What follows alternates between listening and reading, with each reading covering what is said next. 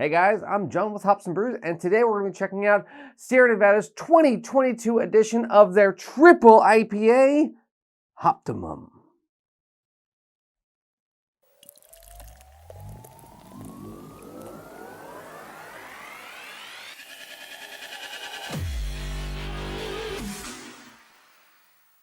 So, like I said, we're going to be checking out the latest edition of Sierra Nevada's Hoptimum. This is the 2022 variant of it. Now, this is very similar to the Waldo series that they do, and by that I mean it is seasonally released in the 6-packs, or pretty much now 4-packs, but you know, whatever.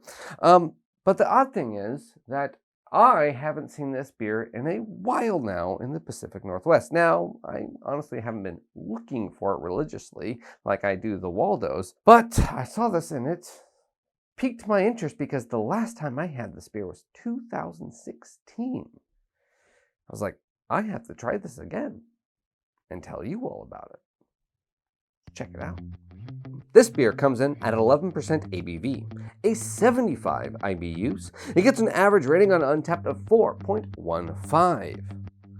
Each year, we try to top ourselves by making the hoppiest, most intense IPA we can muster. We sample endless hop varieties during the annual harvest to choose the ultimate mix-flavorful and aggressive yet refined. Then we push them beyond their limits to reimagine Hoptimum, a remarkably drinkable triple IPA. Fancy seeing me here? After all, the place can hardly hold 11%. I'm scraping the rafters, makes for a good view. And it's clear when a room needs what I've got in spades. Fruity, dank, and devilishly hoppy flavors. Your night is looking up. Savor it and don't blink, because I, like this too, vanish in the puff of a lupulin dust.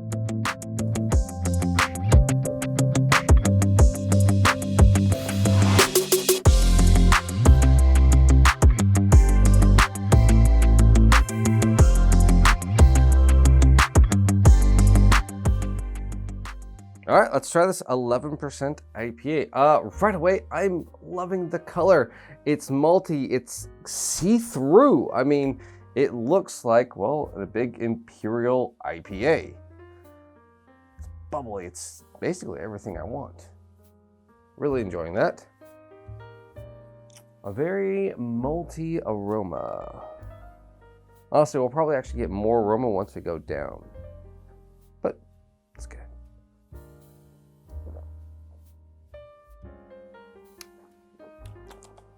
Ooh, oh yeah. Oh, it's malty, it's bitter. It's got just enough of like, I won't want to say citrus because it's more like hop candy and pine and grass. There's a bit of a dryingness at the back end with the malt too. It tastes very old school triple IPA. It's funny, when I was looking at my review of this back in what was it? I said 2016, 2017. I just said, yeah, decent beer, malty, and man, there wasn't really like hazies back then like there are today. I mean, yeah, there was like one or two, and they were very hard to get. So everyone was making, you know, the traditional IPA. Now that I'm like oversaturated with hazies, this is amazing. This is like what I want. This is great. It's like going back to an old friend and just being like, I'm right back to where I was the moment we left.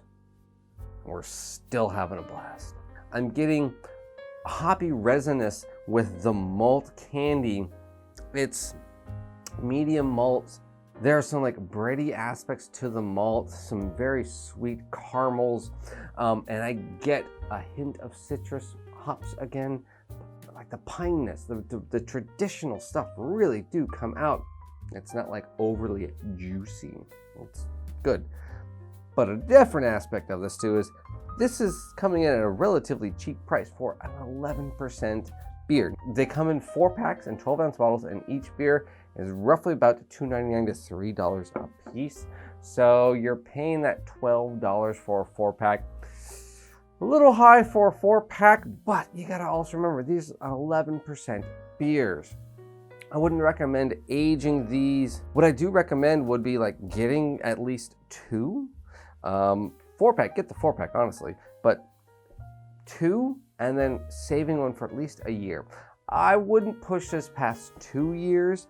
I bet we'd probably get a lot of stale bready notes if we pushed it beyond that. But if you're crazy like me, who has some in a collection of like 15 years worth of beers, yeah, that's just gonna happen. I'll probably never open it or drink them, but whatever, you know. So Sierra Nevada's Hoptimum Triple IPA, their 2022 appearance of it. Honestly, I really don't have a whole lot to ding about this. It's kind of very similar to the Waldo series. Every year, just, you know, they tweak it every year. Although I can't say that about this one because it's been so many years since I've had it. I'm kind of enjoying that I haven't had it every year because this is tasting like an old friend, and I'm probably going to go back to the bottle shop and buy a lot more because I'm getting kind of tired of hazies. If you're getting kind of tired of hazies too and want a big IPA for this summertime heat, and you can see through it, it's not really gonna break the bank. I mean, come on, honestly, this ain't gonna break the bank. I highly recommend at least picking up 1 to 2 of these to try it. It's excellent if you want to travel back in time to when beer was clear and hoppy and big and bold and not really all about the juice, mango, pineapple, passion fruit, guava. I got 12 pounds of fruit puree per barrel in each glass. Well, it's just basically about the malt and the hops and the yeast. This is what you're looking for. Go check it out. Pretty sure it's distributed nationwide. Cheers.